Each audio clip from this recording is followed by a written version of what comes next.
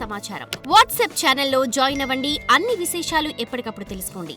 అమ్మ, ఇంకా మనం గమనిస్తే కూడా నిత్యము కూడా అసలు స్త్రీలు హోమం చేయొచ్చా? స్త్రీలు హోమం చేయొచ్చమ్మా, ఎందుకు చేయకూడదు? ఎందుకు అని అంటే మీరు చూస్తే వేదాలు అవపోసన పట్టారు చాలామంది స్త్రీలు.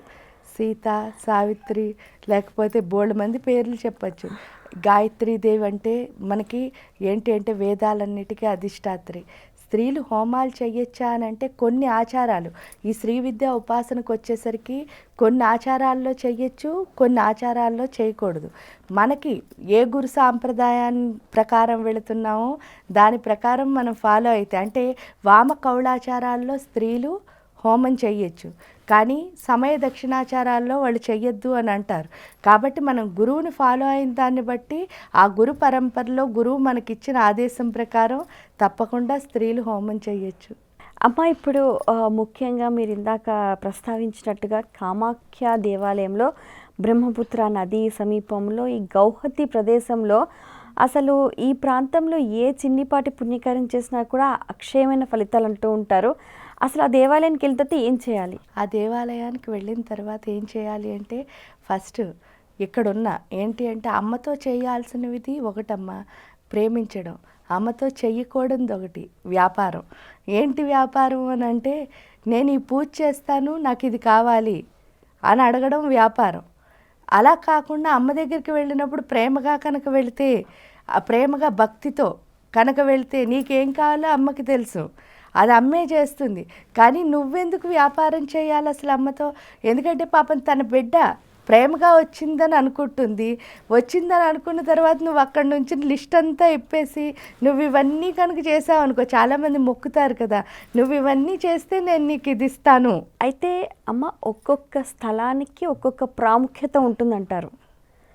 అయితే మరి బృందావనానికి వెళ్ళేసరికి అందరూ కూడా చాలా అలౌకికంగా భావన చెందుతూ ఉంటారు.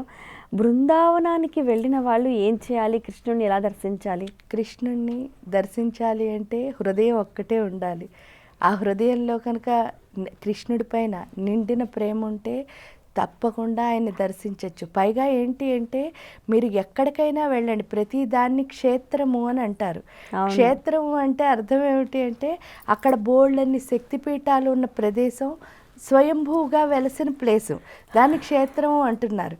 కానీ బృందావనానికి వచ్చేసరికి బృందావనం ఒక్కదాన్ని ధామము అని పిలుస్తారు. అవును, బృందావన ధామం అని పిలవడానికి కారణం ఏమిటి అంటే మీరు వైకుంఠం, కైలాసం, మణిద్వీపం ఇలాంటి పేర్లు విన్నారు కదా, అలాగే కృష్ణుడు రాధా ఉండే ప్రదేశాన్ని గోలోకము అని పిలుస్తారు. ఆ గోలోకం ఏదైతే ఉందో అది తనంతట తానుగా భూమి మీదకి, అక్కడ గోలోకంలో ఏముంటాయో అవన్నీ అలా భూమి మీదకి దిగిపోయాయట. ఆ దిగిపోయిన ప్రదేశాన్నే బృందావనం అంటారు. అంటే బృందావనం అంటే గోలోకమే బృందావనం నిజం చెప్తే. అంటే అది అలా కిందకు వచ్చేసింది అంతే ఆ లోకం నుంచి. మళ్ళీ వీళ్ళు ఎప్పుడు వెళ్ళిపోవాలనుకుంటారో అప్పటి వరకు అది ఇక్కడే ఉంటుందన్నమాట.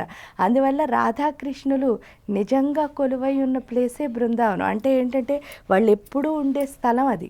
ఆ స్థలంలో ఏం చేయాలి అంటే కృష్ణుడిని ప్రతిక్షణం ప్రేమించాలంతే. దానికి ఏంటి అంటే బుర్ర పనికిరాదు కృష్ణ ఉపాసనకి ఎప్పుడు. ఎందుకు బుర్ర ఎప్పుడు ఏంటి ఎనలైజేషన్ చేస్తూ ఉంటుంది, అందుకని బుర్ర అసలు పనికిరాదు. ఎప్పుడు హృదయాన్ని ఓపెన్ చేసుకుని కూర్చుని ఉండాలి. మనం ఎంత హృదయం ఓపెన్గా ఉంటుందో అంటే అక్కడ పోవాల్సింది ఏంటి అంటే ఆశించే లక్షణం. జనరల్గా మనం ఎవరి దగ్గరికి వెళ్ళినా సరే ఏదో ఒకటి ఆశ ఉంటేనే వెళ్ళినట్టు అనిపిస్తుంది, కానీ ఆశించే లక్షణం ఎంత ఉంటుందో అంత అనుభవం ఉండదన్నమాట. కృష్ణుడి దగ్గరికి వెళ్ళేసరికి ఏంటంటే పూర్తిగా ఆశించే లక్షణం తీసేస్తాడు. ఎప్పుడైతే ఆశించే లక్షణం పోయిందో ఎప్పుడు అనుభవమే ఉంటుంది. అంటే కృష్ణుడితో ఉండాల్సింది ప్రతి క్షణం అనుభవించడం. ఆ అనుభవం కనుకుంటే ఇంకా ఆయన్ని ఎప్పటికీ మనం ఏం చేయలేం, అసలు వదిలిపెట్టలేం. ఎందుకంటే హృదయం కృష్ణుడు వేరు కాదని అర్థమైపోతుంది. దానికి చిన్న కథ చెప్తా. ఏంటి అంటే సఖులు ఉంటారు కదా, కృష్ణుడికి అష్ట తల్లులు ఉన్నారు కదా, రుక్మిణి, సత్యభామ, ఇలా 8 మంది భార్యలు. ఈ 8 మంది భార్యలు ఏం చేశారట, ఒకరోజు మన ఇంతమంది ఉన్నాం కదా, కానీ ఆయన లైఫ్లో ఎప్పుడు రాధాదేవికి ఫస్ట్ మెట్టున్నది, ఎందుకు అలా ఉంది అని చెప్పేసి తెలుసుకోవాలి అని కొంచెం ఈర్ష్యతో కూడిన తెలుసుకోవాలన్న లక్షణంతో ఏం చేస్తారు అంటే కృష్ణుడికి అందరూ కలిసి ఒక ఆలోచన చేస్తారట. ఆ ఆలోచన ఏమిటి అంటే, కృష్ణ నువ్వు రాధ అంటే నీకు చాలా ఇష్టం కదా, కాబట్టి మేము 8 మంది కలిసి నీకు రాధాదేవిని కూర్చోబెట్టి పూజ చేయాలనుకుంటున్నాం అని చెప్తారట. పూజ చేయాలనుకుంటున్నాం అంటే కృష్ణుడు వెంటనే సరే అంటాడు, రాధని తీసుకుని వస్తాడు. చక్కగా వీళ్ళ మొత్తం 8 మంది కలిసి ఇద్దరికి పూజ అంతా బాగా చేస్తారట. పూజ అయిన తర్వాత నైవేద్యం పెట్టాలి కదా, ఆ నైవేద్యం పెట్టినప్పుడు ఏం చేస్తారట, చల్లటి పాలు కృష్ణుడికి ఇస్తారట, వేడి పాలు రాధాదేవికి ఇస్తారట. రాధాదేవికి ఇస్తే ఆవిడ ఏం చేస్తారు, ఆ పాలని హాయిగా స్వీకరిస్తారు. ఈయన తీసుకుంటారు. ఇద్దరు తాగిన తర్వాత కృష్ణుడు మంచం మీద పడుకునేసరికి కృష్ణుడి పాదాలన్నీ బొబ్బలెక్కిపోయి ఉంటాయట.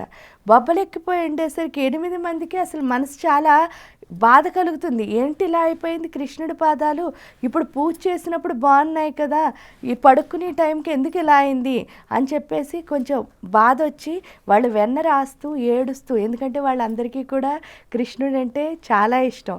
ఆ ఇష్టం అవడం వల్ల పాపం చాలా బాధపడుతూ కృష్ణుడిని అడుగుతారట. ఏమని అంటే, ఏంటి స్వామి ఇలా అయ్యాయి, నువ్వు ఇప్పుడే కదా పూజ చేసుకొచ్చి పడుకున్నావు, అప్పుడు నీ కాళ్ళు బాగున్నాయి కదా, మేము నీకు పాదాలకు పూజ చేశాం కదా అని అడిగితే అప్పుడు కృష్ణుడు చెప్తారట, మీరు రాధా అమ్మవారికి వేడి పాలిచ్చారు, మరి ఈ పాదాలు ఆ గుండెల్లో ఉన్నాయి కదా, అందువల్లే తాగగానే ఈ పాల వల్ల ఆ కాళ్ళకి గుండెలు దిగలేదు, అక్కడికి వెళ్ళేసరికి నా పాదాలన్నీ బొబ్బలెక్కిపోయాయని. అప్పుడు వాళ్ళకి అర్థమవుతుందిట కృష్ణుడు రాధని ఎందుకంత ప్రేమగా చూశారు. ఎందుకంటే ఎప్పుడు భగవంతుడు మన గుండెల్లో ఎంత బాగుంటాడో, ఇక్కడికి వచ్చేసరికి కృష్ణతత్వంలో మాత్రం పూర్తిగా ఆ కృష్ణుడిని మన గుండెల్లో ఉంచుకుంటేనే మనకి ఆ కృష్ణ అంటే అర్థమవుతుంది. ఆ కృష్ణలో ఎంత ఆనందం, ఎందుకంటే కృష్ణ అంటే తృష్ణ అంటే చివర అని అర్థం. లాస్ట్ బర్త్ ఏదైతే ఉందో అప్పుడే కృష్ణుడితో మనం కలవగలుగుతాం. అంటే లేకపోతే ఆ ప్రేమ తత్వాన్ని అర్థం చేసుకునే స్థితి ఈ యొక్క దేహానికి రావాలి అంటే కూడా మనం అంత గొప్పగా అవ్వాలి కదా. ఆ స్థితిని ఇచ్చేది కూడా మళ్ళీ ఎవరు అంటే కృష్ణుడే. కాబట్టి ఆ ప్రేమ ఒక్కటి ఉంటే చాలు, ఆయనకి దగ్గర అయిపోతాం. మీరు చాలా అద్భుతంగా తెలియచేశారు. ఆ భావన కలగటము, ఆ భావనలో ధరించటము అనేది కూడా చాలా గొప్ప అవకాశం. అయితే చాలామంది కూడా లేని దాని గురించి ఎక్కువగా బాధపడుతూ ఉంటారు. దానివల్లే సమస్యలు వస్తాయమ్మా? దానివల్లే సమస్యలు వస్తాయి. ఎందుకంటే లేనిది కోరుకోవడం మానవుడి యొక్క లక్షణం, అన్నీ ఉన్నాయనుకోవడం దేవుడి యొక్క లక్షణం.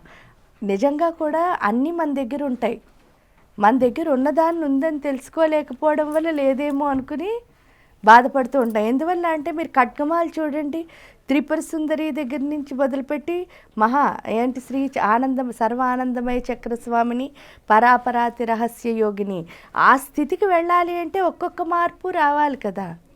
అంటే ఇవన్నీ ఒక్కొక్క స్టేజ్లు. మరి ఈ స్టేజ్ నుంచి ఆ స్టేజ్కి, ఆ స్టేజ్ నుంచి అలా వెళ్ళాలి అంటే మనం తయారు చేసుకోవాలి తప్ప నా దగ్గర అది లేదు అని బాధపడుతూ ఉంటే ఇంక ఉన్నదాన్ని, అంటే మనలో ఉన్న స్ట్రెంగ్త్ని మనం ఎలా పెంచుకుంటాం. ఇక్కడ అష్టాదశ శక్తిపీఠాలన్నా అంతే, శరీరాన్ని 18 భాగాల కింద విభజించినప్పుడు ఒక్కొక్క భాగంలో ఉన్న ఒక్కొక్క శక్తిని ఎలా బయటకు తీయాలి, అవే 18 శక్తిపీఠాలు. సపోజ్ మన పాదాలు ఉన్నాయనుకోండి, పాదాలు అంటే ఏంటి, స్టాండింగ్ ఎనర్జీ, నుంచునే శక్తి. నుంచోవడం అంటే ఏంటి, మామూలుగా ఇక్కడ నుంచోవడం ఒక నుంచోవడం అయితే మన లైఫ్లో నుంచోవడాన్ని కూడా నుంచోవడం అనే అంటారు కదా. అంటే ఆ స్టాండింగ్ ఎనర్జీ రావాలంటే పాదాలకు ఏముండాలి, శక్తి ఉండాలి. ఆ శక్తిని మనం సంపాదించుకోవడానికి ఇక్కడ అమ్మవారి పాదాలను పట్టుకోవాలి. ఓకే. ఇంక వెళ్ళేసరికి ఇందాక చెప్పినట్టే కామాఖ్యలో మూలాధార చక్రాన్ని ఎందుకు పట్టుకోవాలి, స్వాదిష్టాన్ని, అంటే నాకు అంటూ క్లారిటీ ఉండాలి కదా. లైఫ్లో ఏ క్లారిటీ లేకుండా గాలి ఎటు వెళ్తే అటు వెళ్ళాం అనుకోండి, దానివల్ల మనకు ఫలితం ఏమైనా ఉంటుందా, మన రూట్ ఏంటో మనం తెలుసుకుని వెళ్తే ఫలితం ఉంటుందా. ఇంకా నాభిస్తాను, మనకు భయం ఉంది, అన్నిటికీ వేరే వాళ్ళని ముందు ఇప్పుడు మనం ఏదైనా చెప్పాలనుకున్నాం అనుకో, మీ బాస్కి మీరు ఒకటి చెప్పాలనుకున్నారు, అది మీరు అనుకున్నది మీరు చెప్తే బాగుంటుందా, వేరే వాళ్ళని తోసి చెప్పిస్తే బాగుంటుందా? మీరు చెప్తేనే clarity ఉంటుంది. మీరేమనుకున్నారో అది మీకే బాగా తెలుసు. అవును. కానీ నేను వెళ్ళి చెప్పాను అనుకోండి, నేను అనుకున్నది కూడా కలుపుతాను. అవును. అప్పుడు మీరు చెప్పాలనుకున్న ఎసెన్స్ ఏమవుతున్నాయి? డైల్యూట్ అయిపోతుంది. అది ఎందువల్ల వచ్చింది అంటే మీలో ఉన్న భయం వల్ల. అంటే ద్రాక్షారామం వెళ్ళాలన్నమాట, ఆ భయం పోగొట్టుకోవాలి. సో ఇలా ఏంటి అంటే ఒక్కొక్క శక్తిపీఠంలో ఆ ఉన్న శక్తి ఏదైతే ఉందో అది కూడా చెప్పడానికి కారణం ఏంటి అంటే నీలో ఉన్న ఒక్కొక్క పార్ట్లోనే, అంటే అణువు శరీరం అంటే దేహం అన్నది తుచ్చం కాదు. ఎందుకంటే దేహో దేవాలయో ప్రోక్తో దేవో జీవో సనాతన. దేహమే దేవాలయం, అందులో ఉన్న పరమాత్మ ఎవరైతే ఉన్నారో అదే సనాతనుడు, అంటే ప్రాణమే. అది చెప్పాలి అంటే ఫస్ట్ నీ దేహంలో ఉన్న ఒక్కొక్క పార్ట్లో ఉన్న శక్తిని కనుక నువ్వు బయటికి తీయగలిగితే నీకంటే గొప్పవాళ్ళు ఎవరు ఉండరు. అది తెలుసుకోవడానికే అష్టాదశ శక్తి పీఠాల కింద ఆవిడ్ని ఖండించినట్టు ఒక్కొక్క పీఠం పడినట్టు చూపించారు. అది మనకు అర్థమైతే ఓహో నా శరీరంలో ఈ పార్ట్లో ఈ శక్తి ఉంది, దాన్ని నేను ఎలా పెంచుకోవాలి, దానికే మనకి మంత్రాలను ఇచ్చారు. ఆ మంత్రం ద్వారా ఏంటి అంటే మన లోపల ఉన్న ఎనర్జీని మనం పెంచుకుంటున్నాం. పెంచుకోవడం ద్వారా మనం ఏ పని అనుకుంటే అదే చేయొచ్చు. For more videos like this, subscribe Big TV channel.